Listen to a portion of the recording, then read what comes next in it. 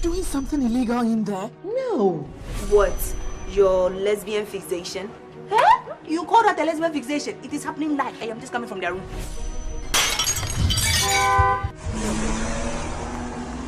Rama, this cannot continue. We cannot continue hiding our true feelings. Hey, why are you locking the door? He who carries the load knows his weight. So what do we do now? We bang on the door till she opens it. What the hell is going on? We just came out of that room and what we saw there didn't even come close to 2 women. You know, sometimes the trap doesn't catch the prey you set it for. Why Solombi? These girls are becoming troublesome. Are we supposed to tell our clients to wait so we go buy shampoo? We deliver to our clients irrespective of our challenges. I shall be back. You won't get rid of me so easily.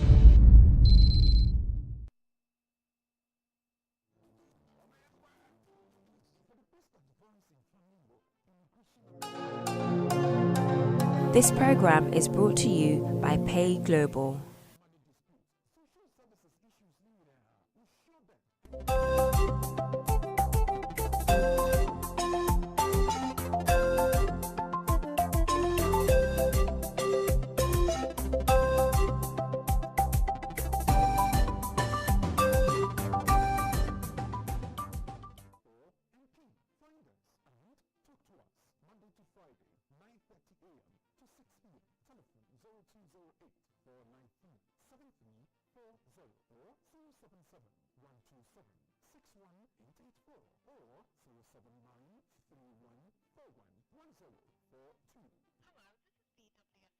How may I help you? Hello and welcome to Talk Africa with me, Jones. Talk Africa is the show that brings you all issues pertaining to Africa. And today I'm joined in the studio by a journalist, Priscilla Nwakbo. I hope I've mentioned your name properly this time. Priscilla, good morning. Good morning. And my next guest is Nick Mangwana. He's a political analyst here in the UK. As always, viewers and listeners are welcome to join in the conversation. The number to do so is 0203-735-8820 or 0203-286-0185. If you want to text us, it's 0793-286-1328. For the first part of the show, my guest in the studio today, we will review stories that are making the headlines here in the UK. And then the second part, we'll turn our attentions to the continent, Africa. Stories that are making the headlines across Africa. Then in the third part of the show, we'll move on to our main story of the day. The topic of the day is, has democracy worked for Africa? Or is democracy working for Africa? And if not, what is the alternative? I'm sure a lot of people would like to share their thoughts on that. Again, to do so, the number to call is 0203-286-0185 or 0203-735-8820. If you want to text us again, it's 0793-286-1328. Just to let you know, you can watch us live. We're streaming live on Facebook. All you have to do is go on our Facebook page, GNTV UK. We're also streaming live on GN Radio. You can listen to GN Radio on DAB across London, Sky Channel 0185. Across Europe is Eurobed and Astra TV. And always on TuneIn, GN Radio. You can listen to us. So, as I always keep saying, no excuses. You can listen to us on every platform. We've got you this morning. So, let's start this show with the morning paper review, Priscilla. What story has caught your eye this morning? The story that I'm finding, well, it's a story that we all know that's just refusing to go away, is this whole, sexual assault issue. I think, we've graduated from Harvey Weinstein. Now we're in Parliament here in the UK. We already had a minister resign last week. The chief whip has gone. And now the deputy PM is being probed. But he's probing, it's all about him having porn on his computer. Yeah. Now, my thing here is that why is he not old enough to have porn on his computer? What they're saying here is that it was quite serious. It was quite extreme. What do they mean by extreme? Does this mean that is it suggesting that it's more than just your usual porn? Yeah. And could it then maybe include some type of underage porn as well, and is that why it requires a probe? Because obviously, I feel that we need to be very, very mindful with this whole sexual assault situation. It's not new, yes, granted. I welcome the fact that we can speak about it and we can have it all in the open. But then there's a danger that we're also, not only are we now going to alienate one half of society, being men, we're going to label them if care is not taken, and then we're going to create this whole thing where we all won't know how to relate to one another anymore. It becomes, everybody just gets, we get all straight jacketed when we're around each other and stuff like that. So, but then is it not, Nick, men in position abusing their power?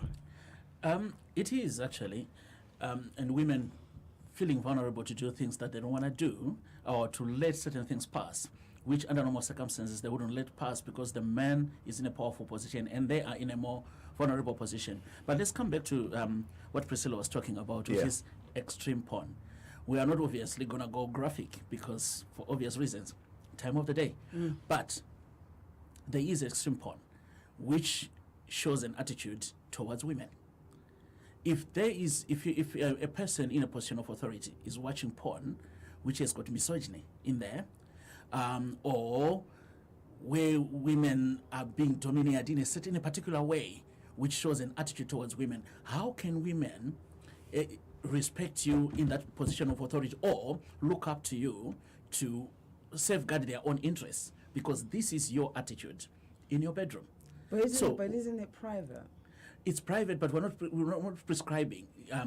We're not prescribing sexual habits which people should adhere to in the bedroom. But we are talking about attitudes, your value system. But then it was in private. But then that is in a working environment, and I think at the time it wasn't just him using that computer as well. I find it very interesting because at the moment, for instance, we're all giddy on our WhatsApps. And on our WhatsApps, everybody has groups, galore.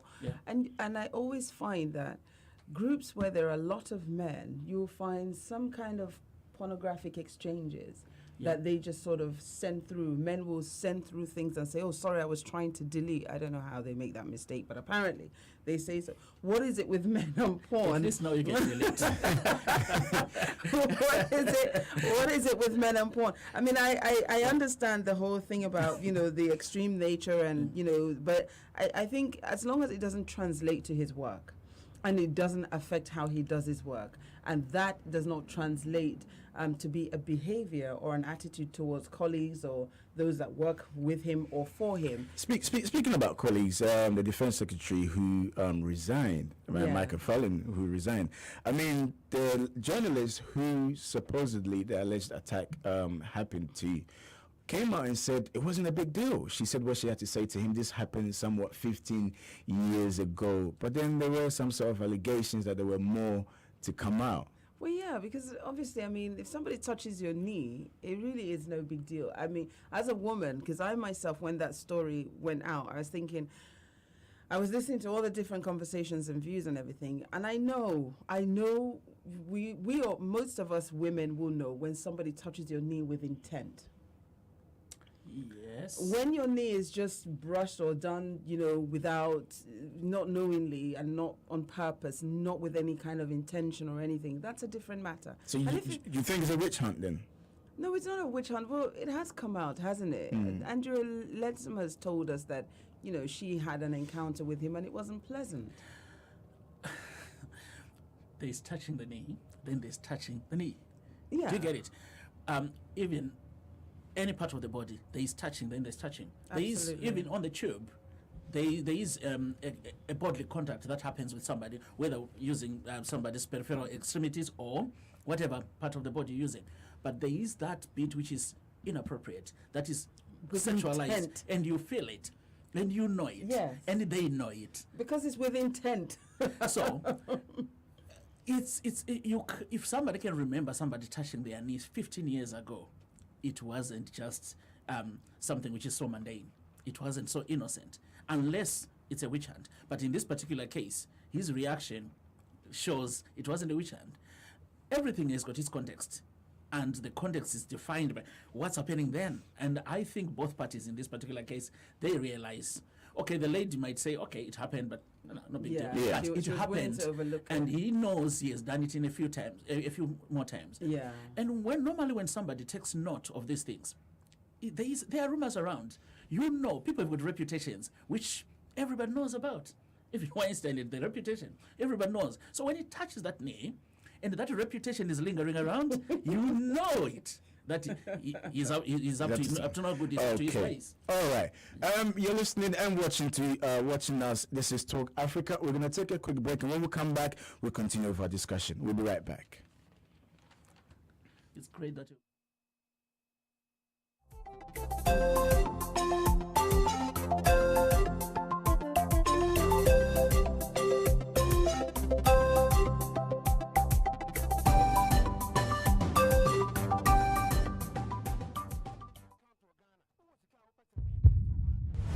Doing something illegal in there? No. What? Your lesbian fixation? Huh? You call that a lesbian fixation? It is happening like I am just coming from their room.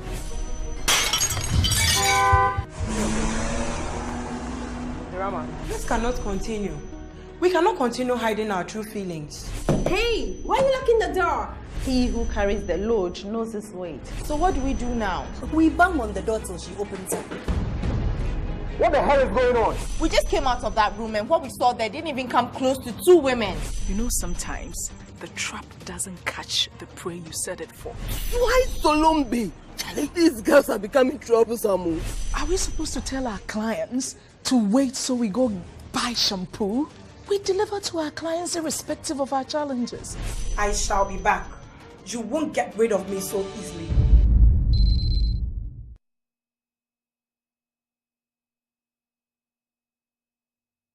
Beloved, God created man with the dust of the earth. God breathed the breath of life into mankind, so man became a living soul. It is therefore empirical to know and to understand that the earthly cannot survive without the heavenly. Faith today is designed to bring men and women of God from across the world to discuss developmental issues and current affairs backed by the scriptures and the gospels. This will enable us to have a better Ghana and a better world to live in. My name is Apostle Owahin Omaria Champon. I'm going to be your regular host. Remember, the light of God will shine. Don't miss it.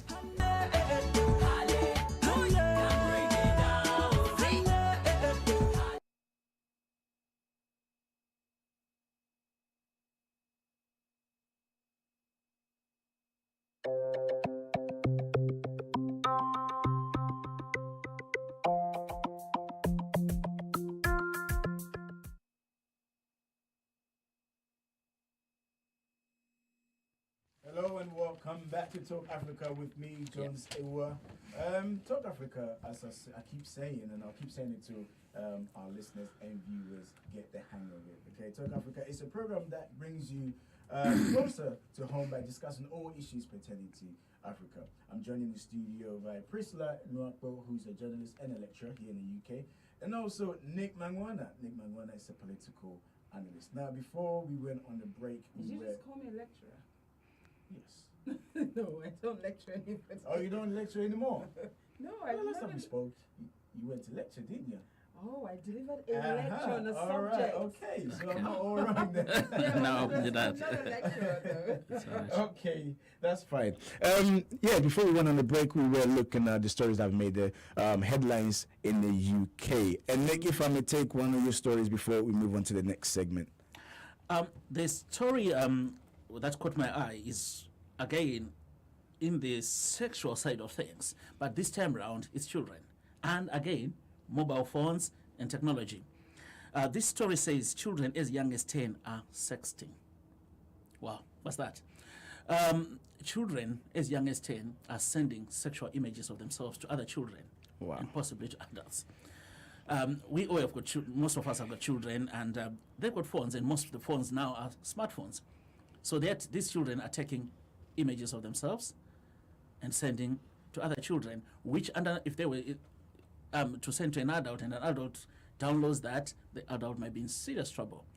Now this has gone a notch up in a very concerning way, because they are saying now about a fifth, that is 20% of sexual abuse of children is now being done by children. Now, that's I can pick the side, or it's very alarming. It's very shocking because what do we do as parents? Do we take the mobile phones away?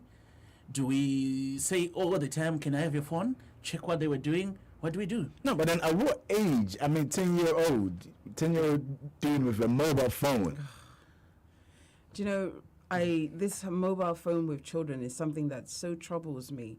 I remember once I was screaming at the top of my voice, when I first heard of this, because this is something that's been going on for a while.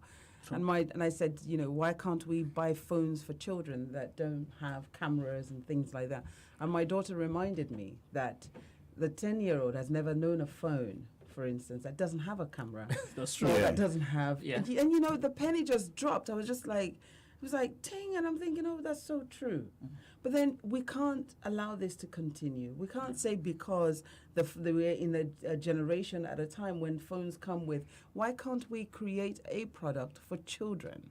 Yes, if they must have telephones, how does a 10-year-old get to carry a phone? What are they carrying a phone for? I appreciate that, their friends may have it, but why does a 10-year-old need a phone? Because at 10, you're still being dropped off and picked up from school for most children.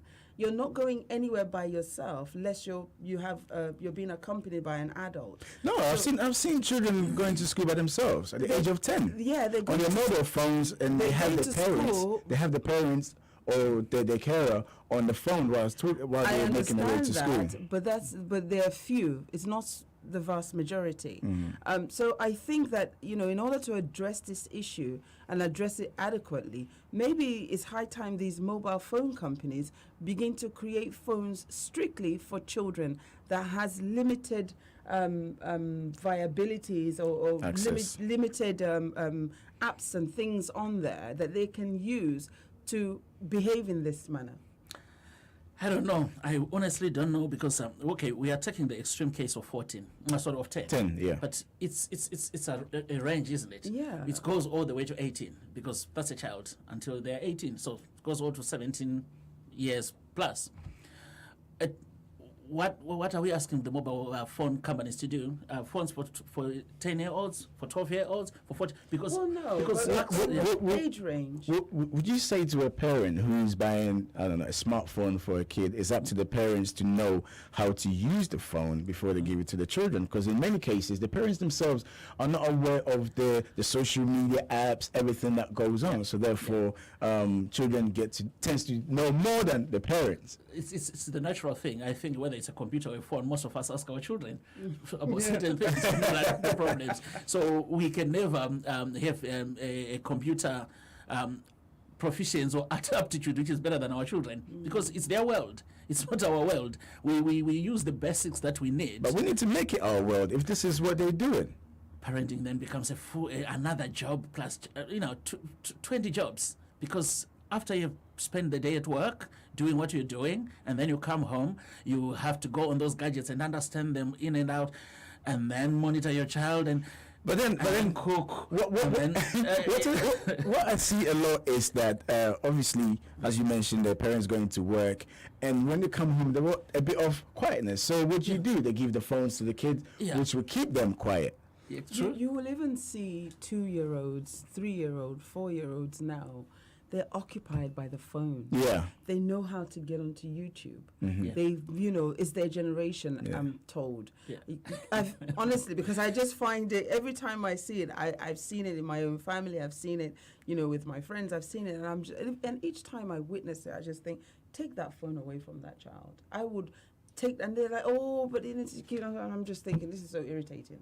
Take it away from them because you're already bringing them into that world subconsciously without realizing that it will have a greater effect. So I think parents have a huge responsibility. Of course, parents should be parents. Quick one, Nick. Sure. Parents should be parents, but it's you want your child to belong. You want your child to fit in with the rest of the social group, but you also want to remain with the values at home. If I can do it, then if every parent does it, it works. But not only one parent. It doesn't work because your child I is the wouldn't one mind if that my becomes child the is- pariah.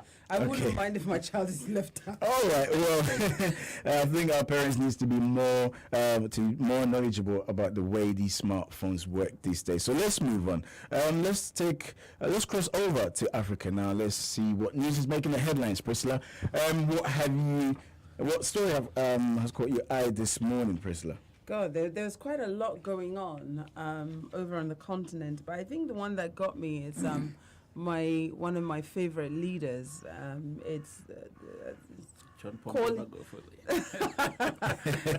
the bulldozer, as he's known, Dr. John Pombe Magufuli of Tanzania. We all remember that when he came in, he was a no-nonsense president that was determined to change things. And in his first year, we saw that money that was meant for independence celebration was now channeled to ensure that health was better in Tanzania. And he went into the hospital, physically went around places and, tried to prevent corruption and saw the way they were doing things and tried to put an end to that, which was great. But 2 years on, the report now is that, he's abusing democracy, for want of a better word, in the sense that his fight against corruption now, is very selective, more focused on the opposition. He's also clamping down on democracy by trying to stop people from saying what they want to say, clamping down on the media, freedom of speech, and so on and so forth. And one is concerned about that aspect because, this is something that we see that happens with a lot of African leaders. Yeah. Every little thing, it seems as though criticism is an issue. We're not prepared for any form of criticism, constructive or otherwise. Well, you mentioned the fact that he's going after his rivals, but then who else can he go after? If he doesn't, he go on. Look, I'm gonna be very blunt. There is a good relationship between Chama Cha Mapinduzi and my ZANU PF or my native Zimbabwe, but Mugabe. John Pombe Magufuli is a despot. Simple. Oh, that's a strong word. Yes, and I can back it up. Yes, we're listening. He stopped all political activities until the next election in 2022. All political activities by the opposition has been stopped. Rallies and everything is banned. You tell me about democracy. He put a new Media Act which says that if you criticize, all media houses should publish what they are directed to publish by the government. That, for me, says something else. He ignores institutions. He goes to a place, to a building site where people are constructing. They've got this government contract. It's an international company. Yeah. He confiscates passports from these guys, from the international whatever, the expatriates, and says, give them the passports back when they finish the contract. That's the president doing that. He goes into a hospital, harasses nurses or whatever. They would have done wrong probably. But when we're talking of democracy, or when we're talking of that we want things that work, we use institutions. You don't become the be-all and end-all of the state. I love that statement from a Mugabe man. We'll come on to that. Don't worry about it. We'll come on to that. Listen. So, Mr. Magufuli, how he drops journalists in prison over and over again. You publish a big story against his government. What happens to you? We know what happened to the television station where the Minister of Foreign Information burst in there, caused havoc. No, when you bulldoze, it depends on what you're bulldozing. And again, selective application of anti-corruption thrust is corruption in itself. Because if Priscilla and you, John, do the same thing, and I go after Priscilla and ignore you, that activity itself, that action itself is corrupt. That's corrupt, yeah. So, in short, he has got corrupt tendencies himself. So, to me, yes, he behaves like he's on the side of the people. But I think he's a very good populist. That's all. He knows how to ride on populism. Because obviously when he does this, when he says, no minister shall travel first or business class. Every minister should go coach. Yeah. People say yes, that's it. When he takes 900 or 90,000 and he says, okay, to a hospital, it's tokenism, but it's effective. It's a PR machine. It's not, because when he traveled that 500 miles to Dodoma for his inauguration, instead of flying, we thought, okay, but how many miles has he put in on the road since? He did it once in 2015, and we're still talking about it, but he has never done it again. So it's a PR. I agree. I do agree with some of your points, and I think he's gone to the extreme, because, like you rightly said, quickly, Priscilla, so we can move on to the next story. So he's gone to the extreme. I love the fact, though, that he is renegotiating a lot of the international contracts with those ones. I love that. Yeah. I think it's great, and it should be done fairly. Yeah. But where he is to the extreme, that is why I brought up this story today. It's a good story. I don't approve of that. Okay, Nick, what story caught your eye quickly before we move on? The story that caught my eye. Yeah. The first one, the major one, I think, is the Zambian one, where President Lungu has warned the judiciary that they will be in trouble if they stop him going for a third term. Yeah. And he says, Kenya, we are not going to do a Kenya. We do not allow adventurous rulings in Zambia. Wow. Yeah, then you say Africa or Africa again. That's exactly what we're worried about here. Are we going to get all these things? It happened in Rwanda, a lot of countries. We agree in principle before you get in power that we're going to do 2 terms. When the moment comes, or when you sit in there, you think, no, I don't want to go. And we play with the constitution. In Uganda, they said the president should not be over 75. We are seeing the shifting of birth certificates, new birth certificates being found in monasteries in the back of beyond, and a multi-pronged approach where actually there is an attempt to amend the constitution. Kites are being flown for that, and also new birth certificates coming. So it's an interesting story. What is it with power and Africans? Okay, we'll find out. We surely will find out, because I think that ties into our topic of the day. You're still watching and listening to Talk Africa. We're taking another quick break. When we come back, we'll focus on our topic of the day. We'll be right back.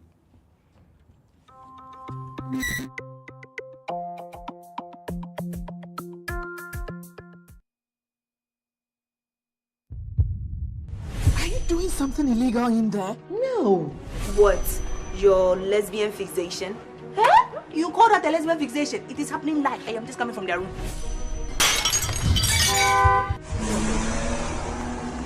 Rama, this cannot continue.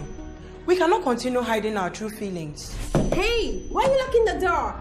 He who carries the load knows his weight. So what do we do now? We bang on the door till she opens it. What the hell is going on? We just came out of that room, and what we saw there didn't even come close to 2 women. You know, sometimes the trap doesn't catch the prey you set it for. Why Solombi? Charlie, these girls are becoming troublesome. Are we supposed to tell our clients to wait so we go buy shampoo? We deliver to our clients irrespective of our challenges. I shall be back. You won't get rid of me so easily.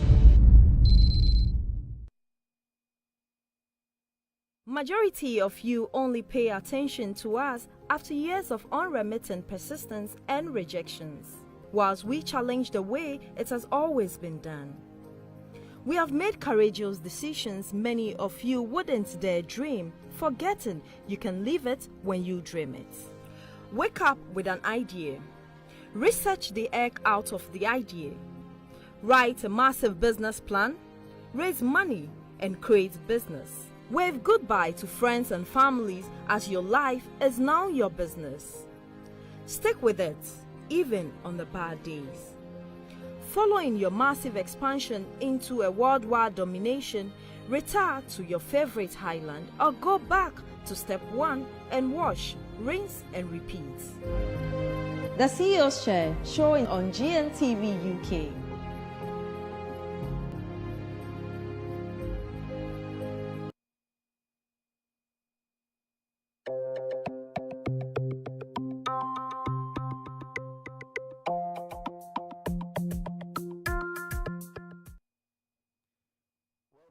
to Talk Africa with me, Jones Ewa. Just to remind listeners and viewers that you can listen to us on GN Radio, DAB across London, Sky Channel 0185 across UK, Eurobed and Astro TV across Europe, also on TuneIn GN Radio. And you can watch us live. We're streaming live on Facebook. Just go on our Facebook page, GN TV UK, and leave your comments on there on all issues being discussed right now. Before we move on to our main topic of the day, Nick, if you can give us one more story. I'm sure you've got one fascinating story, a really interesting story you want to talk about. Indeed, Jones. It reflects on our African values, ideals, and the clash of civilizations between the West and Africa. Yeah. I'll read, actually, the headline. It says, a homophobic official in Kenya says male lions having sex together must have copied it from gay men. So it's a story that is everywhere, Mirror, Sun, wherever in the UK, and all sort of wires. What they are saying is two male lions were found having sex. And this guy called Mutua, Ezekiel Mutua, is some top guy in Kenya, is saying that gay people, when they go into the game parks and reserves, they have sex in public, and lions see that and mimic that behavior and emulate it and end up turning gay. That's outrageous. Okay. I don't know. I don't know. I think, as I said, I think it's a reflection of our attitudes towards homosexuality. Really? Yep. In Africa. I didn't agree with the headline that says homophobic. Yeah. You know, why is he being termed homophobic? Because he says that the lions are now having sex with each other because of what they see. I personally just can't, I don't know how that is possible.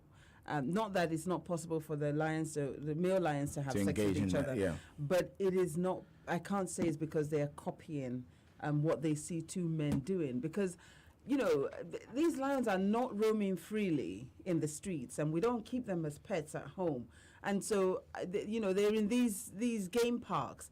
And in order for two men to stand still long enough to perform a sexual act, for lions to see them, would they have not been devoured, do you think, by these lions? That's why the headline shows that this reflects this guy's attitude, which is homophobic, because you are saying wild animals mimic human behavior. There is no scientific evidence of that. Prove that, yeah. Sex is a natural act which people just do. You don't have to so learn. the Human beings and animals, they don't have to learn. You don't have to train somebody or an animal to do that. No. So it just happens.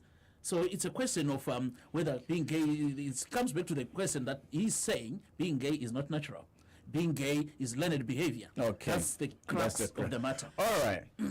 Quickly, Priscilla, if you want to respond to that, and then we'll move on. I just wanted to quickly say that much as I appreciate what he's saying, I think, can we really tell that animals have not been having sexual encounters for a long time, male to male? Probably this is the first time they've witnessed it in that park. So exactly. Okay, all right, let's move on. Now let's turn our attention to the topic of the day, and it's very interesting. We've touched on a few topics already, and I think it kind of sets us up for this topic. Okay, now Dr. Kwame Nkrumah, the first president of the Republic of Ghana, once said, Independence Day, 6 March 1957. He said, now the black man is capable of managing his own affairs. Okay, now post Kwame Nkrumah, there's been the coup d'etat, the unrest, the civil wars, and military regime, and also the so-called one-party states. Okay, now in the 1990s, I think Africa decided to embark on a new journey. What's a new journey?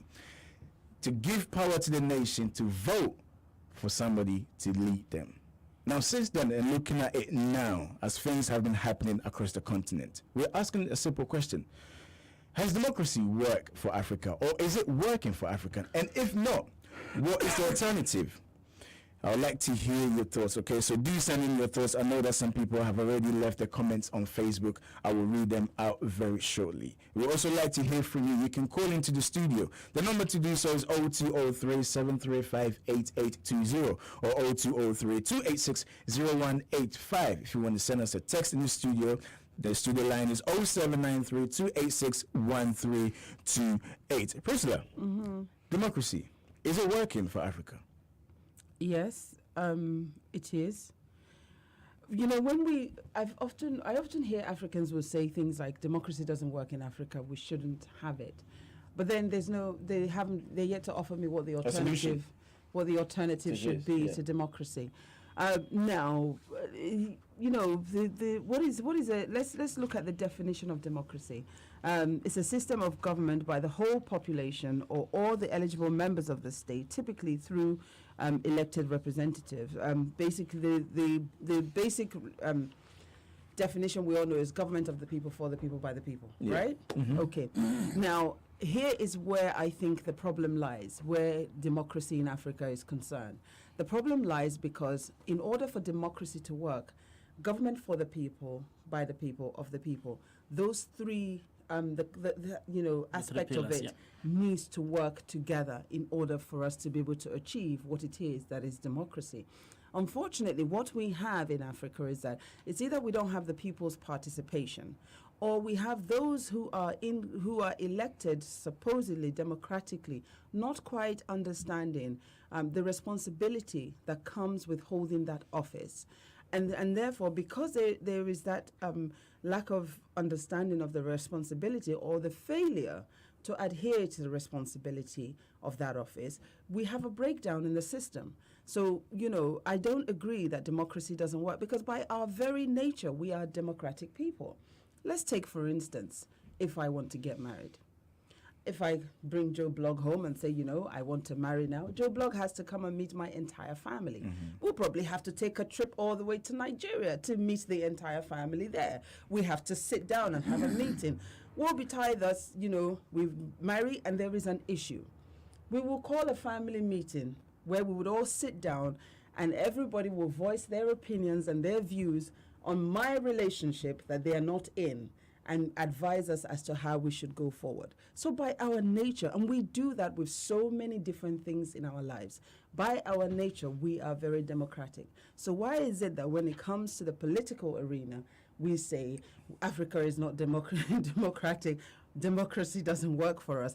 You know, it's not what we should be doing. We should give it back, and I'm constantly confused. Okay. I'll come to you, Nick. Let me take a few messages on Facebook. I have one from Prince Amofa saying democracy is absolutely evil and bad for Africa. And Ben Pokwa saying democracy is not good for the Europeans. How will that be good for Africans? Okay. Another one from Mbeng is saying slavery, colonization, democracy, what others are imposing will never be good. Our problem is very simple, which is I'll take back to Priscilla. She read a definition, which is the standard definition, which is applied universally. Now, democracy and governance should be contextual. What works in Europe has to be in tandem with their culture and their history. And what works in Africa has to be in tandem with our own culture and in sync with our history too. What works in Africa? Right. At the moment, what works in Africa has been a big man syndrome. Big man syndrome, okay. Yeah. Does it work? Well, this is the question. Because what happens? Okay, let's go back to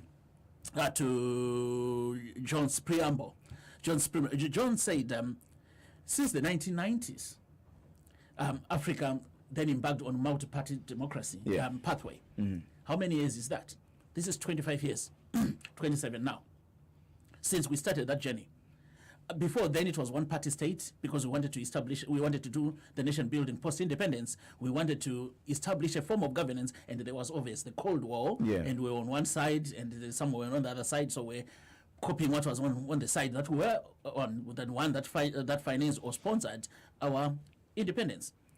Now, less than 30 years is a short time really to accomplish, to come, to be at par with the nations that have had a system for over 300, 400 years. So if you want to transpose the Western democracy and put it in Africa, right as it is, it doesn't work because we need to travel that journey like everyone else. But Nick, please, like, is it not what Nick is saying? What some African leaders have used that as an excuse to do whatever it is that they want to do when they get into power. That's just it. It's an excuse. We don't need to. Why is it that we travel out of Africa and go all around the world to learn their educational system, and we train ourselves from there?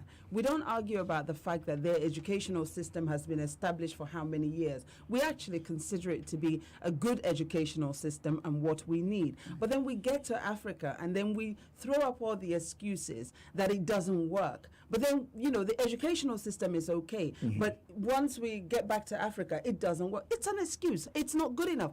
It took them 300 years. Fabulous. We don't have to spend 300 years. Why? Because we can take time now and work on what works, borrow what is good. Now that we realize where we're at, we should be able to speed up the process. Now that we realize that we no longer have to serve to, dance to, and go according to, why can't we speed up the process for ourselves? Why can't we teach our own history in our schools? Why can't we enlighten our own populace? Why can't we work on that instead of, because what we tend to have are leaders that are still propagating the desires of their masters on their respective African nations. Before you come in, Nick, let me take one message. This is from Mabel in South Africa. Mabel is saying there are very few Western powers that have built strong states on a democratic system. The US, arguably the biggest proponent of democracy, definitely didn't. I think they're trying to say definitely didn't. Great Britain didn't, and China, the world's present superpower, is not doing so. To me, democracy seems to make sense only when a certain level of development has been achieved and when there are certain critical pillars in place to underpin it. Most African states have not achieved the level of development that enables democracy to make sense. Hence, you can still buy a vote with a bag of rice in most African countries. I believe democracy definitely doesn't make sense for most African countries, at least not yet. Brilliant points, which I identify with wholeheartedly. Why? Because democracy is about institutions. When I spoke about the strong men, that's where the problem is, isn't it? Now, strong men are put in there by people, they are retained in there by people, they are sustained in there by people. Whereas a country should be run by class of people, but the ordinary people, by the people. Let me tell you, political class. No, not only the political class, because right now, you come in with your lorry of rice, as Jones has said, you will have millions of people coming to your rallies, and you give a cup of rice to each of them. You have all those people voting for you. Now, these are ordinary people.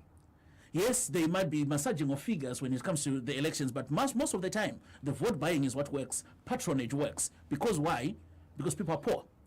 You would not sell somebody's vote. You will not buy somebody's vote for a pittance in a well-developed country. So these people are retained there by other people, because you are the people that can bring down. You try it in the UK. It is the ordinary person that will bring down. It's public opinion that will bring down a government. But why do we have that in Africa, Nick? We have that because the man in power, the big man that you spoke about, spent 4 years, and what did he do? He didn't develop the roads. He didn't create, a good educational system. He allowed those things to run down. He allowed, for instance, for poverty to continue to prevail. Agreed. He didn't do very much to change that. Point. So naturally, when he didn't educate the masses about the importance of their political involvement either, that's a responsibility, believe it or not, that it's due to him. Now, so, the situation you just described there happened because the big man that is put there by his political friends and associates have created this situation where the poor remains as poor as possible, or so that they impoverished. Exactly, so that they can continue to prevail over the poor. Now, if we change that, there will never be equality in life. There isn't. Never. But if you created an environment where, for instance, let's just say for argument's sake, I can just set up a business tomorrow if I want to, in whatever area I choose to. I can do that registration from my home without needing, and it will happen. I can, if I pay what is required, I can have the name registered and everything in 24 hours. I can get it all, where it needs to be without needing to step out of the home. Whereas in an African country, for instance, that process, that 24-hour process can take me the better part of a few years. Yeah, agreed. Now, there lies the problem. Because when you create context, Priscilla, that's exactly what I'm talking about. That's the context. That's the context I'm talking about. Context. Because these same people we're speaking of that are ruling us, let's just take for argument's sake, go to Kenya, the Kenyan president and his opponent. Let's go. All of them are educated where? In the West. Thank you. So when you go to the West, you educate yourself so well, and then you come back to your country, and then you destroy it. No, because what? Because the African mentality has always been about elitism. We worship the elite. You want to rule your community right now, at the very community level, you go there with a big car, with a boy's watch and the nice clothes. You will rule that community. You will build a center, you will build a clinic maybe later. But the fact that you are the big man, everybody, even the ones who are older than you, they're calling you the big man. So that is right at the fatal floor level. So we need to change our paradigm. Yes. There should be a paradigm shift. A big one. And so that is the big woman. Can I educate and help that's change the only way the paradigm? That's the only way we can bring the big men to account. Because right now, we cannot question the big men. Okay, speaking of accountability, let's go a bit closer to home. The President, Robert Mugabe, who's been in power since 1980. You spoke of the big men. Is he the type of big man that Africa still needs? Okay, let's talk about President Mugabe a bit. In your interlude, you actually said democracy started in Africa around 1990. Well, Zimbabwe has had democracy from 1980, its independence. It has had multi-parties from 1980. So we had elections in 1980, we had elections in 1985. We had elections in 1990, we had elections in 1995. We had elections in 2000, elections in 2002, 2005, 2008, 2013, and now we're going to elections 2018. Zimbabwe is going it's the 9th elections since independence. But how long? No, in all seriousness, Nick. Yeah. Are you basing Zimbabwe being democratically a nation because of having elections? Is that what you're basing it on? That definition again. Elections are nobody else. Wait, Priscilla. You defined the parameters for us. You said by the people, for the people. If the people say we want Robert Mugabe, by the people. If they say Robert Mugabe is serving us for the people. And that's democracy. Back to what I said earlier. You can't say, one day you want democracy. If the people say it's under duress, it's not by the people. Now, I don't know about that duress. You don't know about duress? I don't know about that duress. Do I appear like somebody under duress right now? The point is there's more of me out there. So do you get it? We can't say because we on one hand we say people should choose, then we say no. Why are you keeping on choosing it? Now why are you choosing a 93-year-old? That's our choice. That's all about choice, isn't it? Well, choice is empowering. People don't have that choice. People are forced to make that choice. No. Let's be honest. Let's be honest. Listen, I was once a fan of Mugabe. I very much was. Why? Because I the whole farming thing, the whole farming contract between the British and Zimbabwe. I thought he stood his ground, and I would salute him for that, because a contract is a contract. And his ridings on that. Up to this point, he's still riding on that, because he acted for the people. He acted for the people, but then after having acted for the people, why then has he now turned against the people somewhat. Because I thought he had a great opportunity then to take Zimbabwe forward. Priscilla, and to go further. I need to go forward. I need to move forward and take a quick break. When we come back, we continue this discussion. You are listening to Talk Africa or watching us live on Facebook. We're taking a quick break. We'll be right back. We'll continue our discussion. We'll be right back.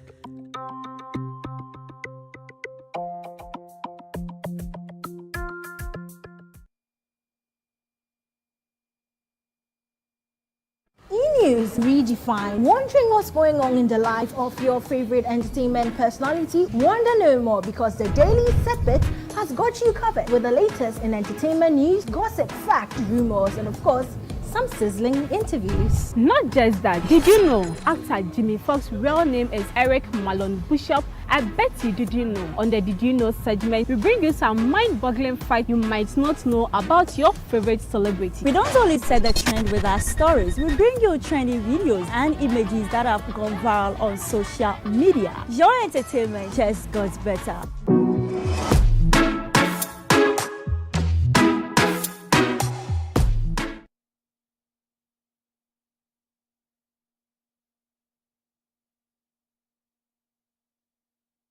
Majority of you only pay attention to us after years of unremitting persistence and rejections, whilst we challenge the way it has always been done.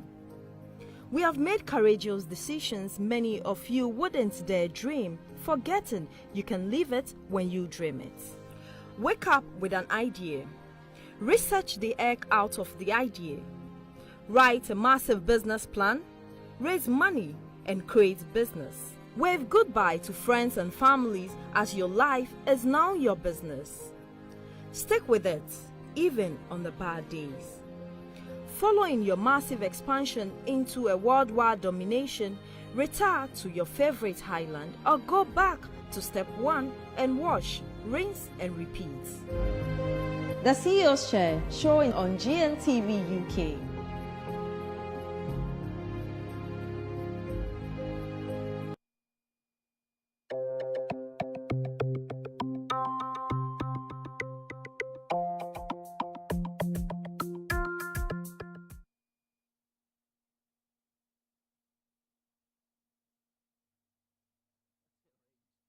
Welcome back to Talk Africa. The discussion is getting really interesting here in the studio. I'm going to read a few messages before we move on. Nick really wants to be given the time to express himself. Don't worry. I'm cool. Yeah. Okay. Now, over the weekend, we spoke to a few people about this topic. They shared their thoughts and comments on this issue that we're discussing here in the studio today. If you just joined us this morning, very good morning to you. If you want to know what we're talking about, it's simple today. The question we're asking today is, has democracy worked for Africa, or is it working for Africa? If not, what's the alternative? Let's listen in to a quick soundbite of the people we spoke to and what they had to say.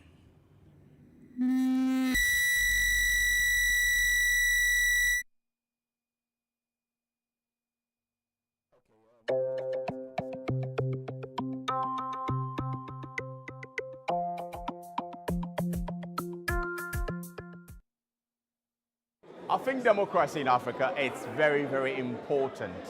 It's a good thing that we have it. We're giving people the voice to speak about what they want to see on the top, because Africa's always been filled with dictatorship where people on the top don't really link themselves to people on the bottom, at the bottom.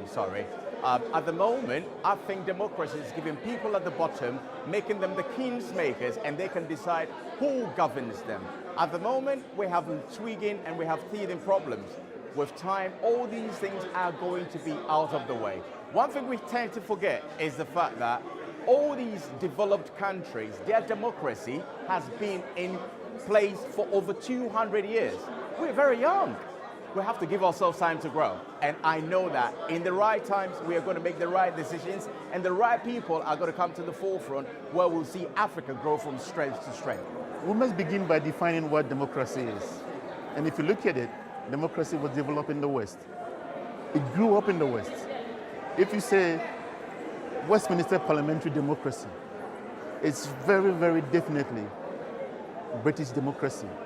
because they developed that parliamentary democracy, as opposed to, let's say, the federal system in the US.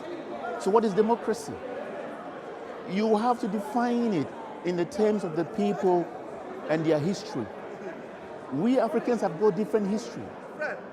Ghana, before the white man came, had its own system of government, like the Asantes, like the Fantis, like the Dangerous, like the Ghana Dangues. We had our system of government, and we ruled perfectly before they came. But when they came, because of the division between us, they superimposed their system onto ours. When we achieved independence, look at what happened. Nkrumah was definitely wanted a unitary system where there were no chiefs. Why? Why did Nkrumah want to impose that system where there were no chiefs? Which brought about what they call the National Liberation Movement, or Matemiho, led by Bafo Akoto. Because he also wanted to instill that chieftaincy thing in Ghana. Because the very moment you do away with chieftaincy, you do away with our culture. When you talk about democracy, democracy is getting people, letting the institutions, the political institutions work, okay?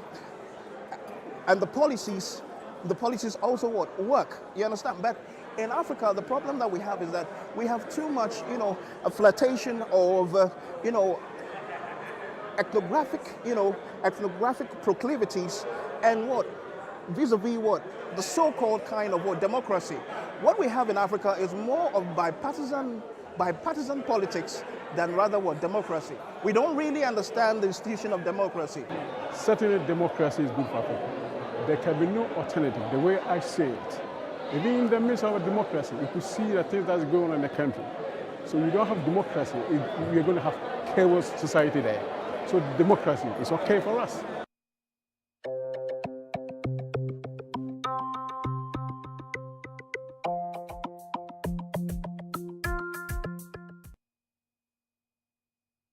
Welcome back. That was interesting.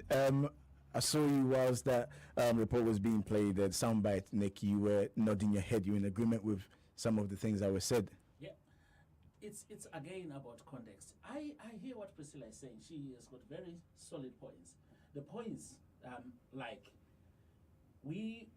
there are certain things that we take from the West and we superimpose on Africa, just like that, and we say we're there. For example, the technology. You would find right now, say tomorrow, iPhone X is out. They have it in Africa already. They are not saying let's work for our developmental stages so that we end up there like the Westerners. We get it.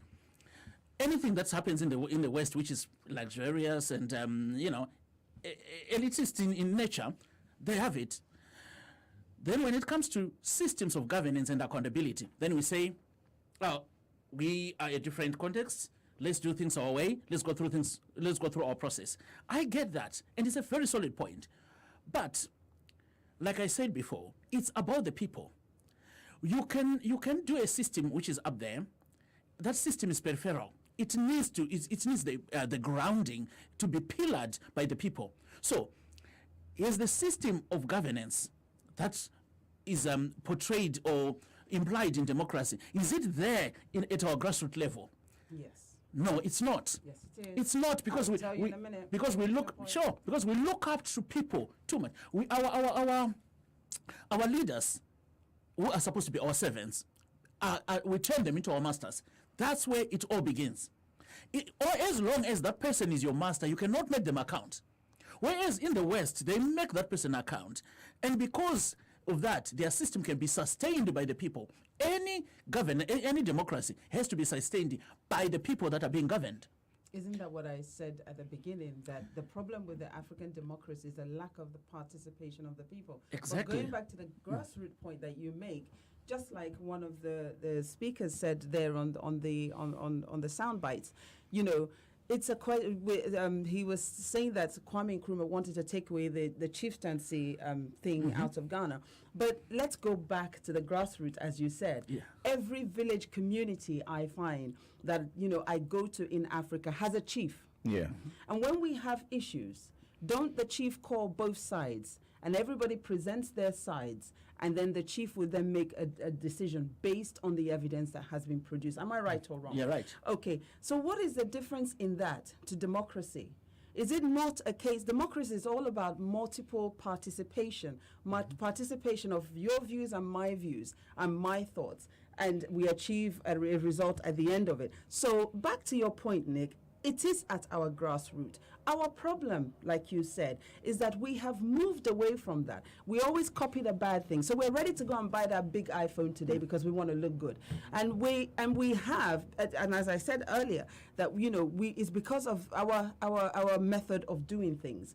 Whereas, like you rightly said, he's a servant. Yeah. He is not a leader per se that lords over the people. Yeah. He is there for a singular issue, a singular purpose, and that is to serve the people. That is understanding that responsibility I made mention of earlier, the fact that he owes the people a duty of care.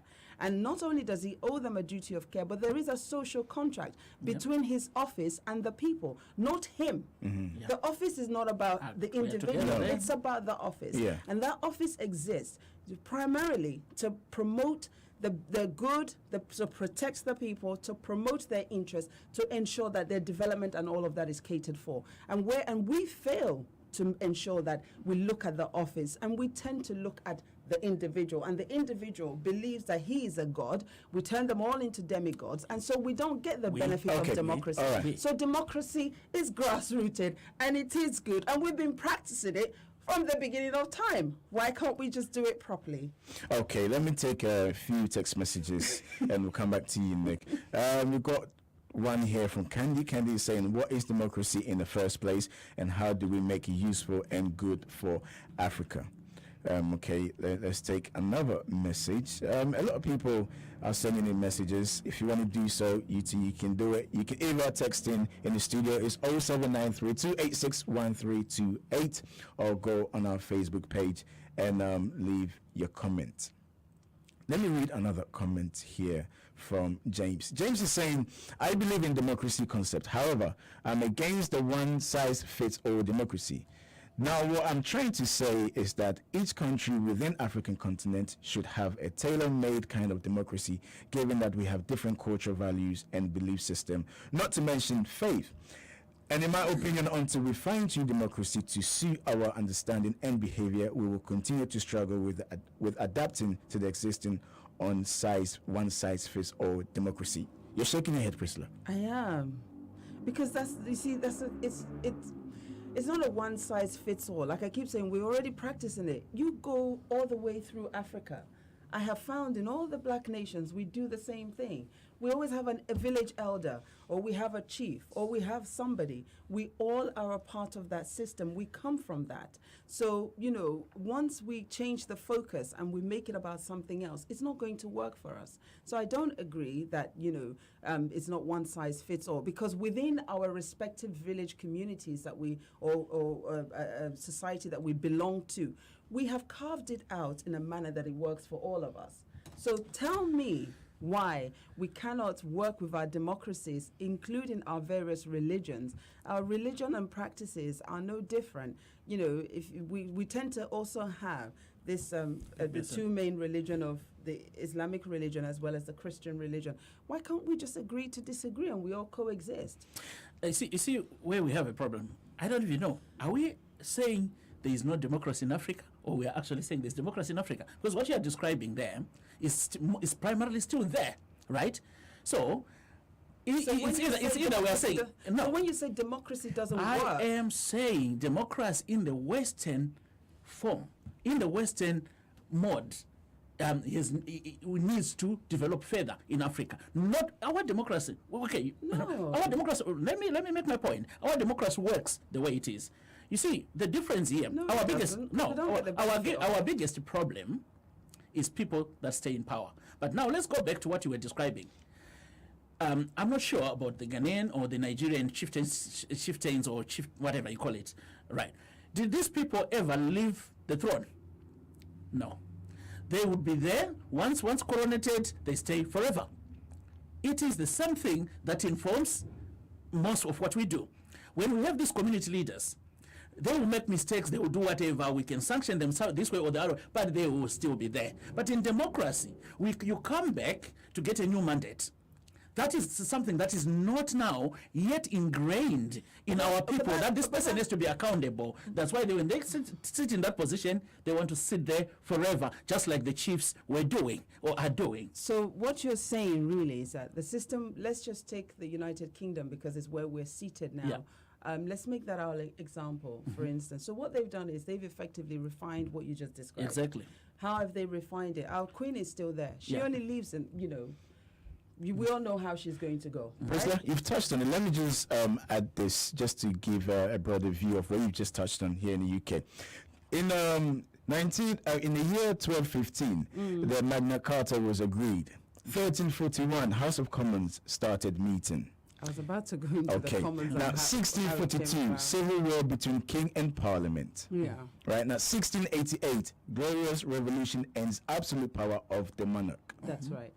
Now, in the 1600s, I think I missed that one. In the 1600s, about 5% of the population were able to vote. In 1667, the Reform Act, about 32% of the population could vote.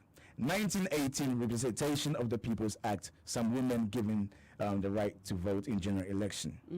1928, men and women over 21 could vote. And then finally, 1969, voting age was lowered to 18. It has taken a long time to get to where they are now. We don't have to, because no, we don't. Because we are as educated. We are, we should be able to. If we can just buy an iPhone at $1,000 and get happy with it and use it in our various African countries, and we can go abroad and get an education and we classify it as the best.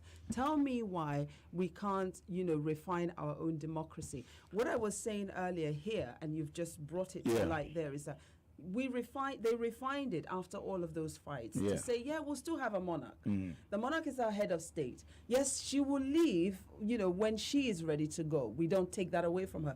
However, we also have a process, a parliamentary system. It's called the House of Commons because it was supposed to be where commoners came together to debate issues that concerned us within our various communities, as it is here in the UK. And so all we need to do is to shift the focus away from materialism, shift the focus away from the big man, shift the focus and send it back to the people. Because when we return the focus to the people, we'll look at the interest of the people, we'll work towards the needs of the people, we will protect the people better. Democracy is already in existence in Africa.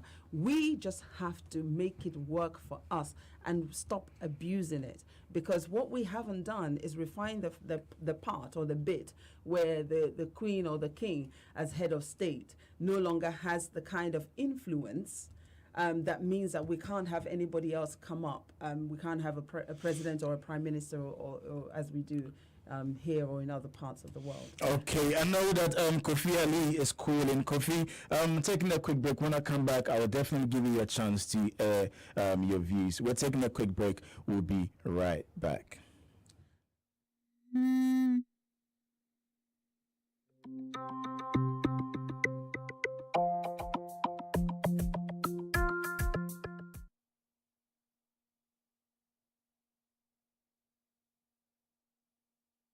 Majority of you only pay attention to us after years of unremittent persistence and rejections, whilst we challenge the way it has always been done. We have made courageous decisions many of you wouldn't dare dream, forgetting you can live it when you dream it. Wake up with an idea. Research the egg out of the idea.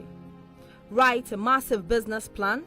Raise money and create business. Wave goodbye to friends and families as your life is now your business.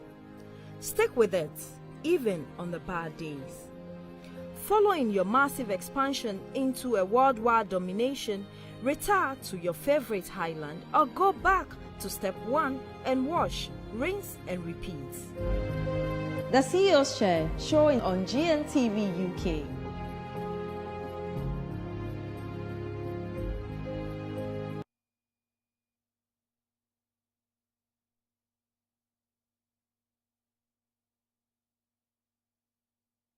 Beloved, God created man with the dust of the earth. God breathed the breath of life into mankind. So man became a living soul.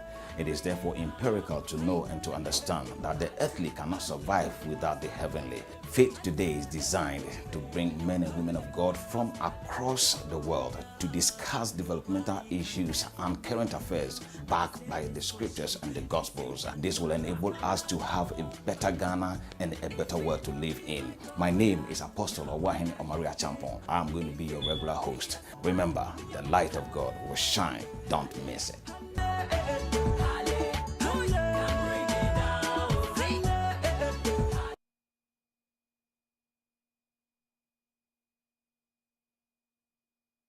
E-News Redefined. Wondering what's going on in the life of your favorite entertainment personality? Wonder no more, because the Daily Sepit has got you covered with the latest in entertainment news, gossip, fact, rumors, and of course, some sizzling interviews. Not just that, did you know actor Jimmy Fox's real name is Eric Malon Bishop? I bet you didn't know. On the Did You Know segment, we bring you some mind-boggling facts you might not know about your favorite celebrity. We don't only set the trend with our stories, we bring you trending videos and images that have gone viral on social media. Your entertainment just got better.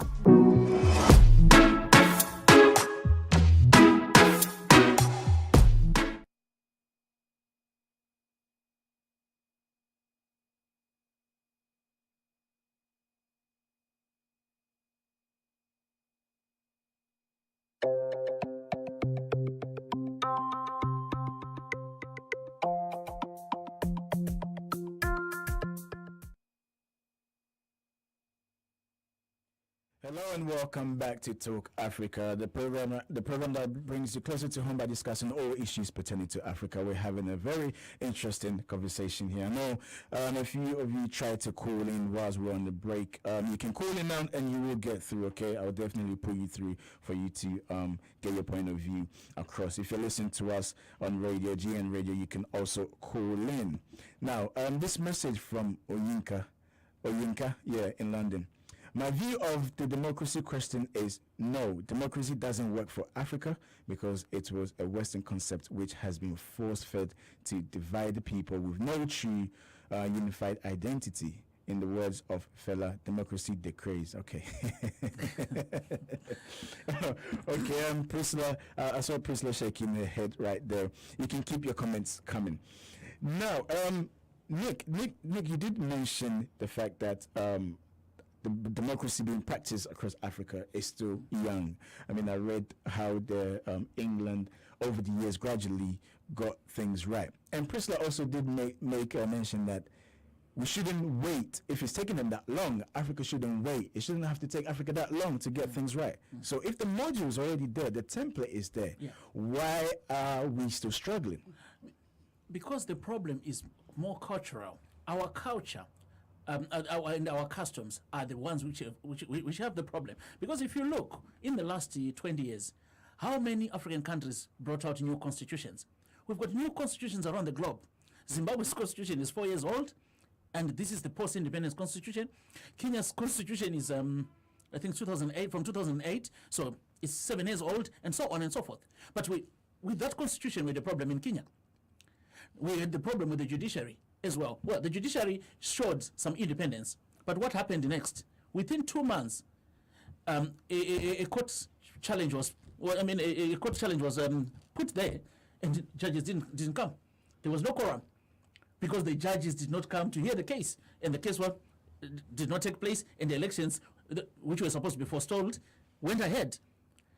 This is in a democracy where institutions are there, where every parameter has been set by the constitution, but the culture here became ethnic. Do you get it? The ethnicity started playing role.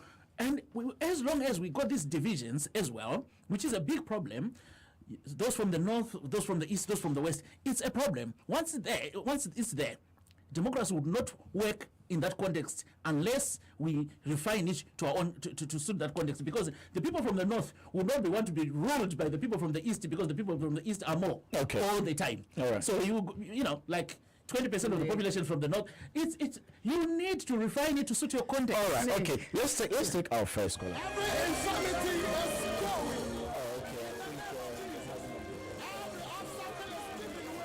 still on the line. Do call back. Okay, our caller is still on there. Hello. Hello. Morning, morning, Jones. Yes, good morning. Yes, this is Kofi Ali. Hi, Kofi Ali. How are you? I'm fine, fine. Morning to Nick and Priscilla. Good morning, Kofi. Good morning, Kofi Ali. Yes. I've been following the subject you are discussing. And I tend to sorry to decide which one in the studio, but I side more with Nick than Priscilla. And the reasons are obvious. We are talking about a democracy. Kofi, are you still there? The institutions of the people, and by what? The law of the people. Now, what we are getting confused here is that democracy works by law. That is the rule of the law. And therefore, the law made by the people. Now, when you have the so-called traditional, what we want to do on the continent is that, like we have imported a car for the BMW, different environment. And we put it into our environment. We need to take that environment for the car. I need you to do me a massive favor, please. We try and get you on a better line. You keep breaking. You're making some really good points there. Please do call back, Kofi, and get a better line so we can hear you. Okay? Do call back. We can't hear you. Okay, let's take another caller. Oh, okay. I think Sydney, do call back. I've seen that you tried to get in touch. For some reason, it's gone off. Do call back. Let me take a few messages. This one is from Richmond Owusu, all the way from the US. Richmond is saying that for the most part, the fundamental principle of freedom of speech, the free press, and equal opportunity to vote, practice religion, or assemble has been good. However, the African states have normalized certain behaviors that doesn't support democracy and makes democratic institutions weak. One major example is corruption. It is one big force against all that democracy stands for. I don't think there's a better alternative to democracy. What we need to do is to root out the bad forces that make democracy weak and unsustainable in Africa. Okay, very interesting. Let me take our first caller. Hello, good morning. Good morning, Jones. Hi, hello, Sydney. How are you? I'm good. And you? What would you like to say this morning? Yeah, I would say good job. Good job. You are doing a good job. Thank you. Good morning to you and your panelists and all your listeners. Democracy so far is proving is the best that we can get. But the problem we are having is our customs and traditions, and because if you look at the composition of Ghana, our constitution, it gives power to the traditional rulers also to take certain, actions. Sometimes when the government, executives want to act, they are restrained because they fear of getting too much into the business of these traditional heads, So sometimes they are reluctant, where it is found that, especially when it comes to criminal actions, they can't take actions against these traditional rulers. And we've never seen such a precedent like maybe, for example, Asante Hine will do something and straight away we can go and investigate him. So I think what Kwame Nkrumah was doing, he saw that we're going to have problems if we want to practice democracy to the latter.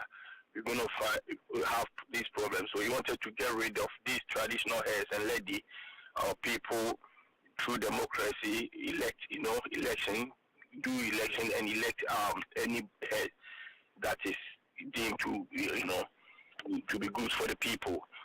And that didn't work. So these traditional heads also interfered. They came up with this, tribal struggle wars that happens, that we have the division between the Ashantis and other tribes, and and this has gone into our democracy now. People that in the that are practicing democracy now these days, even if you look at the opposition and minority, some of them, they are not genuine politicians. They are there in the name of politics. But if you look at them, their mindset is just to come for a revenge or just to come and put certain things that they feel like it was unfinished business from their So what you're trying to predecessor. say is it doesn't work then, Sydney, quickly. Well, it can work. It can work so long as we get people who are radical to, change the laws and make sure that the laws are, taken to the latter. Because the way I mean, it is you moving mentioned now, that, and then Priscilla, I think it was Priscilla that spoke of the Tanzanian president. I mean, he was coming to change things, but now we have Nick here saying that he is, yeah, he's fighting against democracy. He's not promoting democracy. He started off well, and now he's turning to something else. the thing is, democracy is not static. You can't say that you can take something from America's system and bring it into Ghana. To some extent, some of them, you take them away. There are some laws in America that will not work in Ghana, because of our culture and our tradition. So you can't bring it there. But if you have a system where people can elect their leaders through a fair, election, you say you may not have the best big brains ruling the country, but at least to some extent it's satisfied that some people voted him there. So, okay, thank you very much, Sydney. A point well made there. Let's take our next caller. Okay, caller couldn't wait. You can also call in to share your thoughts. The number to do so is 0203 735 8820 or 0283 0203 286 0185. If you want to send a text message, it's 0793 286 1328. Let me read the next message. This is from Joe from London. He's saying that, okay, I'll come back to you, Joe. I think our caller has come back on the line. Hello, good morning. What's your name and where are you calling from? Good morning, sir. It's Mr. Ite. Good morning, guys. Mr. Ite, good morning. Let's hear you. What you got to say this morning? I think it's 50-50. We have adopted a system from somewhere, and we are trying to make it work. It's very difficult when you're working within a framework where democracy is not what we usually practice. So we are going against the grain to try to make something work. So we will struggle with it. Even in countries where you have democracy, in Western countries, they struggle with corruption. It's just that in Western countries, when things happen, they'll have public inquiries, they'll use the word lessons have been learned, and they'll move forward. That's still corruption. It's just that it's packaged well. So democracy will work in Africa, but at the moment, it's working for those who understand it. Because for democracy to work, everyone needs to be educated, everyone needs to have access to policies, everyone needs to know how to fight it. The people who are practicing democracy at the top knows how it works. The people at the bottom don't know how it works. So we have a long way to go. Thank you, Mr. Ito thinks it's 50-50. Let me read the text message and then I'll come back to you. This is Joe from London. We asked Joe the same question. Joe is saying, I think it's a pretty loaded question. What do we define as success? Having people engage in politics and having to say or vote, be it futile or not, or perhaps giving people the power to influence political, societal, economic outcomes. To an extent, the answer to both would be yes, it has worked, okay? But I think we are getting it as, has democracy given Africa the opportunity to thrive, to advance, to take measurable steps forward and begin to reach its full potential? For people to shape and mold their future and prospect and the direction of the country? The answer to which is probably an overwhelming no. If the latter is objective, I'd most say towards dictatorship, the type of rule under which the UAE has thrived. That's a temporary model to be led by visionaries, dreamers, doers for a quick fix period, but always with the global of transition, under which the goal in development, advancement, essentially delivering a blueprint of which each country, the bloc, can run. And then reestablishing democracy when each country is ready. I choose the UAE as a model given the speed at which they have developed using largely natural resources for funding, essentially in the desert. Okay.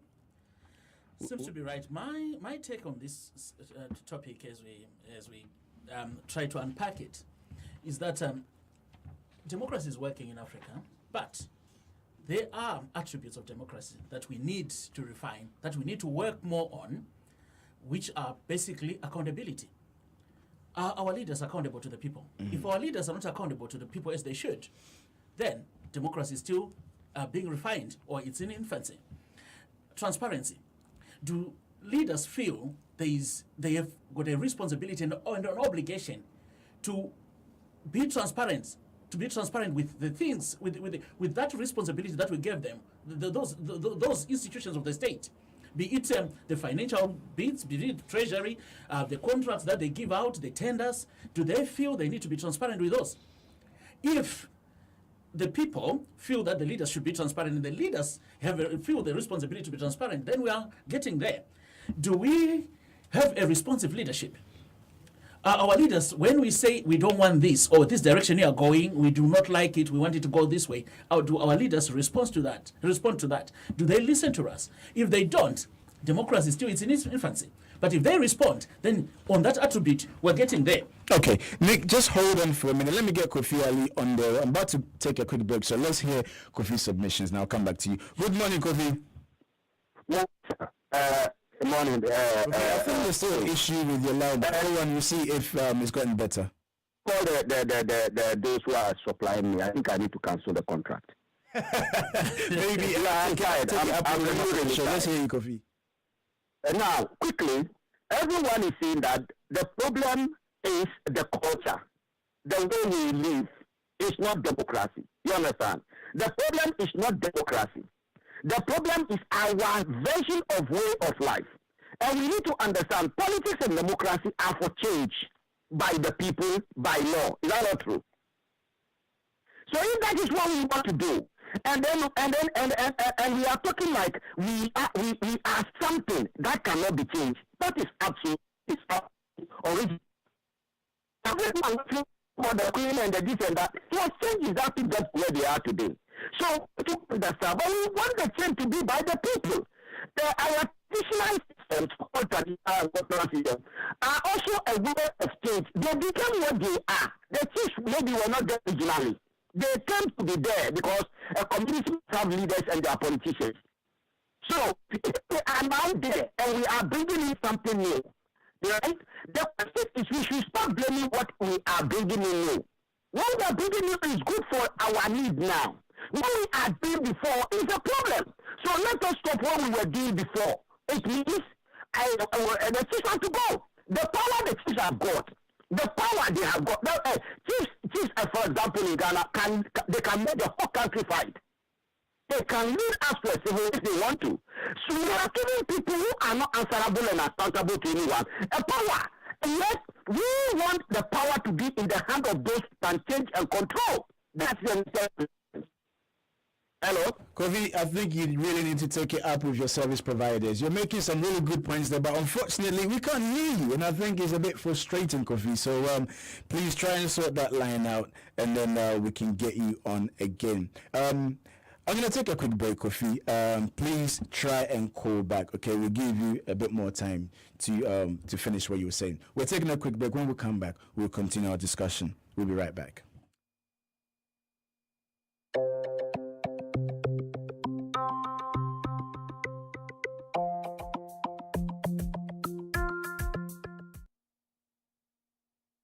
I love social media. I mean, I am social media. So I've decided I'm going to hijack your screens for the next 60 minutes as we surf through your Instagram, Snapchat, Facebook, Twitter, and all of it. The key is to listen, engage, and build relationships. Social media is not just any media. It means fun and connecting to your favorite personalities online from any part of the globe. And when I say fun, I mean real fun. FNN Social.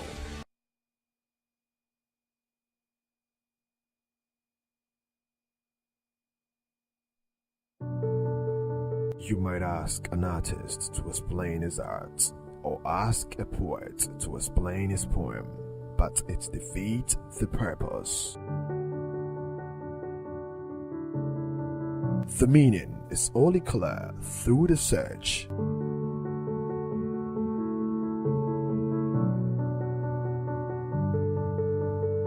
Painting is the silence of thought, the music of sight.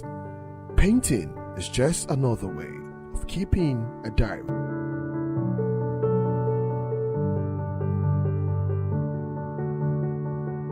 If we could say it in words, there'll be no reason to paint.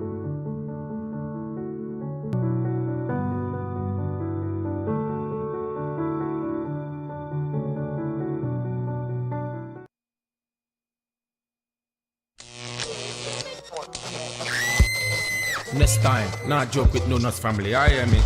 I feel that. Foreigners are in deciding for us, what to do when it comes to our music. This is just so not cool. Charlie, just forget them. If you're not ready to pay our artist like $30,000 or $90,000, then where are we going? Talent get case. You go see one kid can't they stay top. They do small acrobatics here and there, or people they clap. Why this kid they get talent? How? Instead of beefing each other, Ghanaian artists can actually join hands together and promote themselves internationally.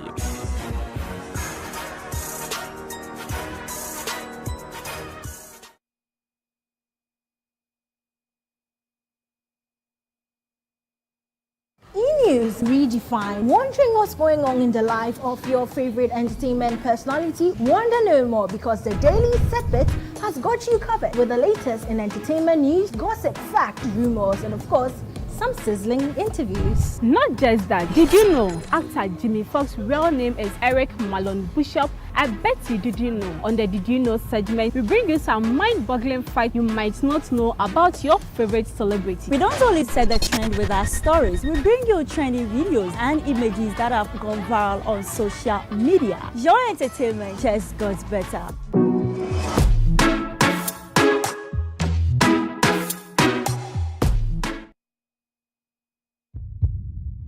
Are you doing something illegal in there? No. What? Your lesbian fixation? Huh? You call that a lesbian fixation? It is happening live. I am just coming from their room.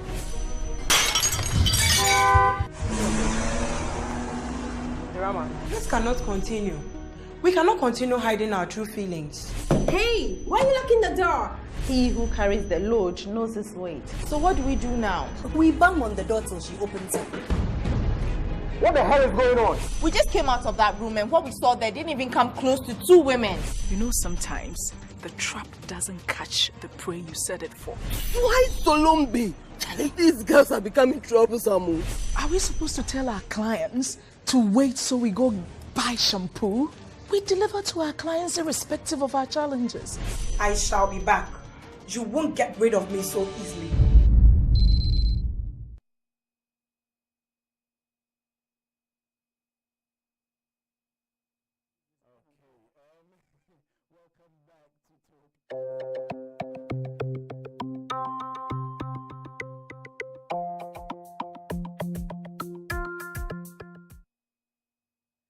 Okay, finally we got things sorted. Welcome back to Talk Africa with me, Jones. My studio guests today are Prisla Nwakbo, who's a journalist, and Nick Manwana, who is a political analyst. If you just join us, today our discussion is very simple. We're asking, has democracy worked for Africa? And if not, what's the alternative?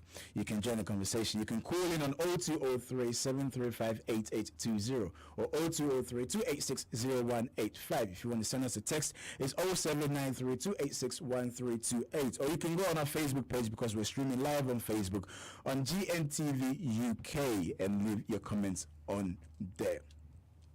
Now, Nick, in the submissions, I think it was you, not Prisla, you did mention that is what the people want. Yeah. If I think you were talking about the big men, if the big man is what the people want, they will have the people. Yeah. Funny enough, the former UN Secretary General Kofi Annan was asked this question: if elections were giving democracy a bad image. And he said democracy is not just about one day every 4 years or 5 years when elections are held, but a system of government that respects the separation of powers, fundamental freedom like the freedom of thoughts, religion, expression, association, and assembly, and the rule of law. Any regime that rides roughshod on these principles loses its democratical legitimacy, regardless of whether it initially won an election or not. Brilliant. I agree with that, because what he's talking about when he's talking about the separation of powers is basically saying no leader should have unfettered powers. Every leader should be accountable, meaning there should be an institution that makes you account for what you are doing, and that institution is also made to account for what it's doing. Now, when you have the big man mentality, is nobody can question the big man. Nobody can make the big man account.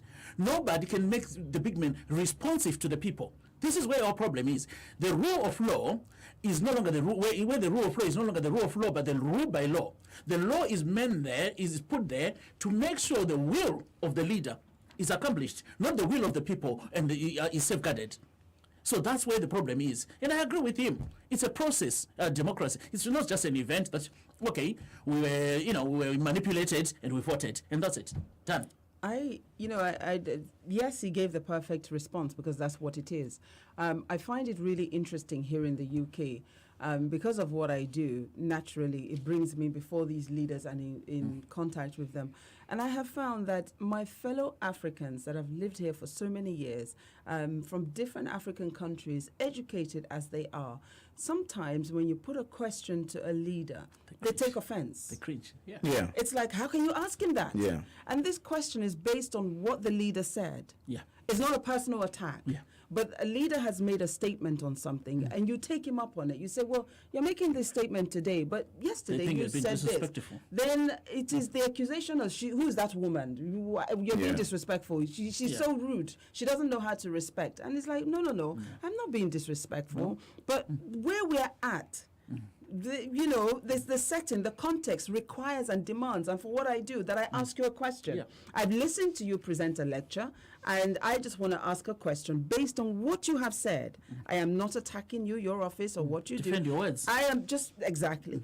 But what I'm not, my brother is not the leader, but it is my fellow educated Africans that live in the diaspora that now take me up and say, I am rude, and call me names, and question the basis for which I asked a question that they will benefit from should the leader take what I said on board.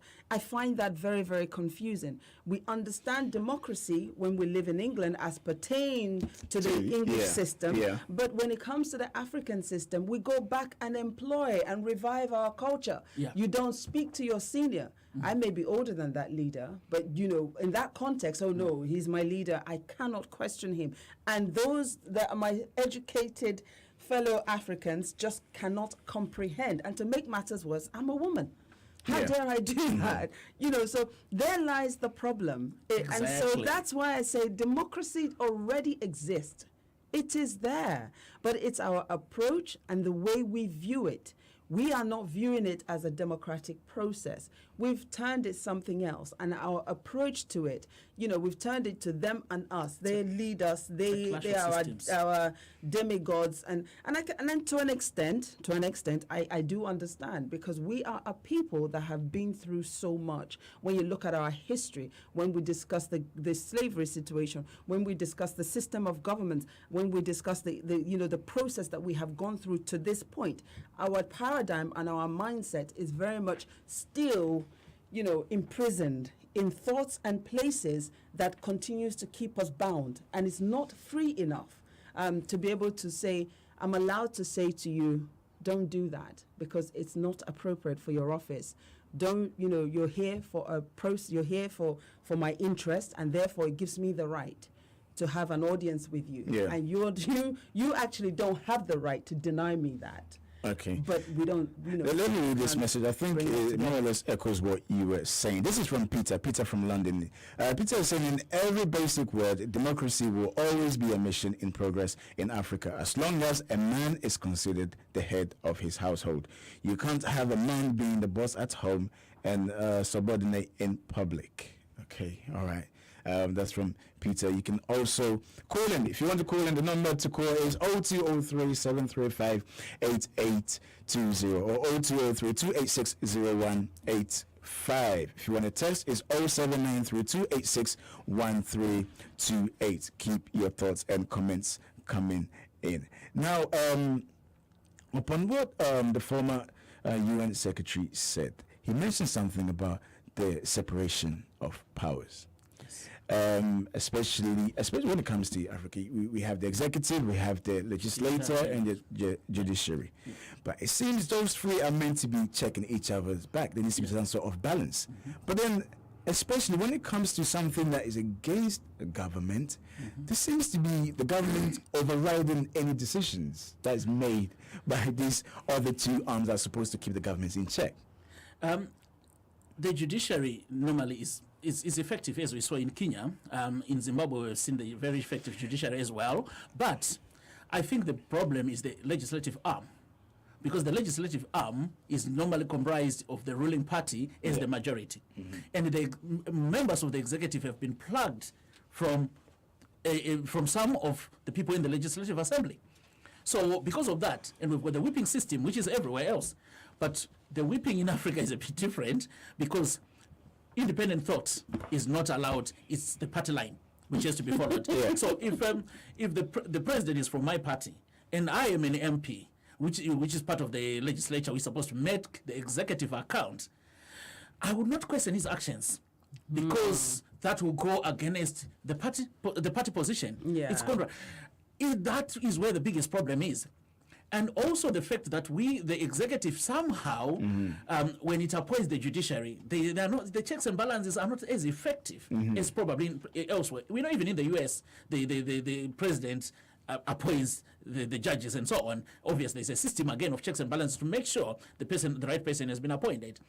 But you would find that the ideological slant of the judiciary is always with the executive, because people that have got the same ideological slant have been appointed to that judiciary.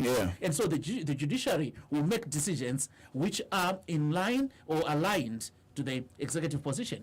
That takes away the whole purpose. It does, isn't it? For separation of powers. Yeah, because, those judges in their position, yes, you were appointed because that's his duty to appoint you. It doesn't mean you're his slave. Exactly. Still follow the law. If he is wrong, he's wrong. Tell him so. Exactly. But they failed to do that, to keep each other in check, and then everybody just sends their power to the executive, and the executive now overrules everything, and everybody, because they were appointed, and they don't want to lose their position. We like to be honored in positions, not by our works, more than anything. We don't want to, ask the question or. You mentioned Kenya, and a story that just came out says that Kenya election law amendment takes effect. A controversial bill amending Kenya's election law has come to effect, which makes it more difficult for the Supreme Court to annul elections. And basically what it is I'm trying to find the quote. The quote, anyway, it says, among the changes in the new law is a clause forbidding any court from invalidating election results for non-compliance with any laws, if this did not substantially affect the results of the election. The president, Uhuru Kenyatta, who won the rerun election by 98%, says he does not agree with the law, but then did not say anything about taking it to Parliament for it to be debated. He agrees with the law from my understanding. What he didn't want to do was to sign it before, because the bill can only become an act of Parliament if he has put this presidential assent to it. So he did not put the presidential assent before the runoff, as it was it on the 26th of October. So what he didn't want to do was to have that law mar the election or have an effect on the election. So he said, after the elections, I'll let it run. But I sort of agree with the law, because he's saying, if for some technical reason something goes wrong in an election, you cannot annul the whole election, even if it doesn't substantially affect the results. For example, we're in the same election, and I'm violent towards Priscilla, which is wrong. But if somebody challenges the whole election, which Priscilla's party is won by 60%. if you go to the Constitutional Court, they will annul that election because there was that incident of violence. So that law is saying, no, you can't do that because it doesn't substantially affect the election result. So I think it makes sense. But then could the violence have prevented people from voting in that, it's a bit tricky when we start breaking it down. Yeah, but substantially, that's the whole point. I think that's what the judges have to exercise. Is this action or is this substantially affect the results? Because what they were working on is elections were annulled because the transmission of the results did not comply with the law. Not the results, the transmission, the way the results were transmitted.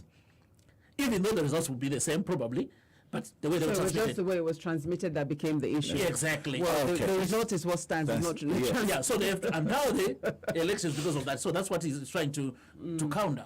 Okay, let me take this message from Abraham saying that no, democracy is a fraud and a scam that can easily be manipulated by the sitting government to favor their political party to win election, and the minority government controlling the wealth and resources to better and improve their lives with riches, while the majority of population suffer in poverty. I think what Abraham is trying to say is, when you speak to a lot of people, the moment you bring up democracy, I think Priscilla said it, everybody has their own opinion.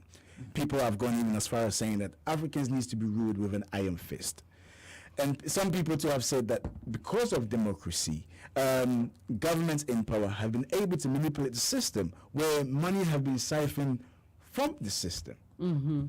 So in that sense, they're saying that democracy does not work because there's no form of accountability. Yeah, because they're not participating. They are participating. In order for democracy to work, all parties have to participate. So the people need to play their part. The citizens need to play their part. And their part, their role is to hold their elected leaders accountable.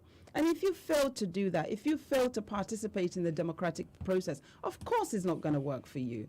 And that's what we see right across Africa. So, we're always jumping up. Africans are very quick to say it doesn't work because of our cultures, because of our this, because of our that. But we don't actually do what we need to do in order to make it work.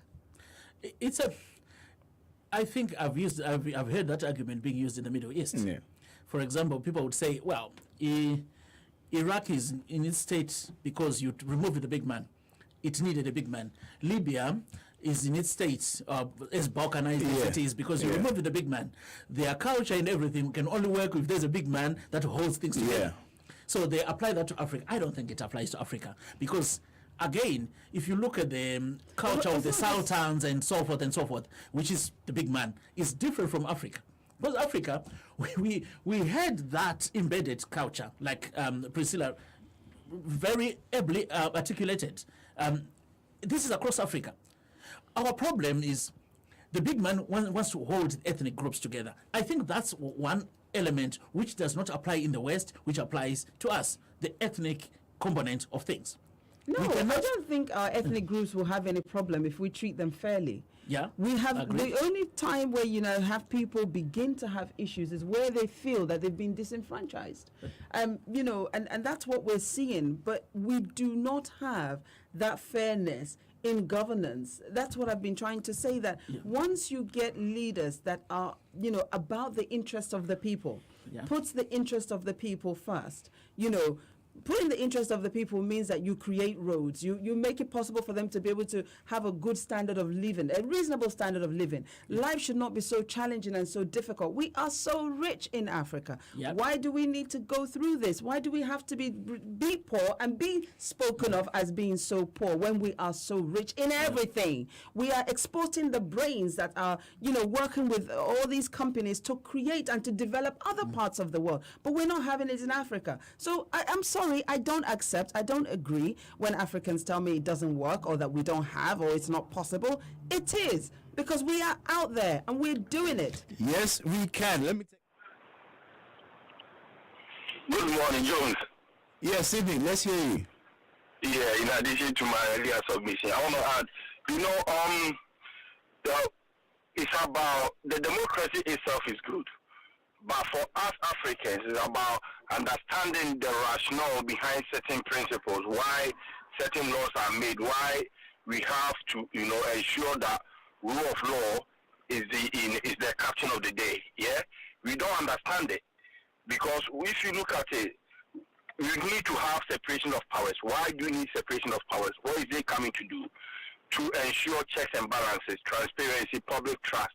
Yeah, you have a system where the government appoints the Attorney General, he appoints the head of the judiciary, he appoints all those executives. And if these people are to go as a dog to bite whoever does that wrong, do you think the people can bite their master? They cannot. You know, the fear of them losing their position, and even they will feel like they've betrayed the hand that fed them. So they can't do it. That is why we need to have a system that the government or the supervisor himself, he doesn't bring somebody that he knows or he knows that the person will do his job for him, but will do a diligent job. Fantastic, Sydney. I have to cut you off there just for time reasons. Thank you for calling. Unfortunately, we come to the end of the show. I'd like to say a big thank you to Nick and Priscilla. Priscilla, you look very sad. Don't worry, we'll have you back. I'm sure at some point this topic will come up again. Thank you so much for watching us live on Facebook and the people that share the comments. The ones that didn't call in but were listening also, thank you. We'll do it again the same time, same place tomorrow. The next voice you will hear will be from Prince Osei Tutu, bringing you the morning show. We're done for today. We'll see you tomorrow. Be safe.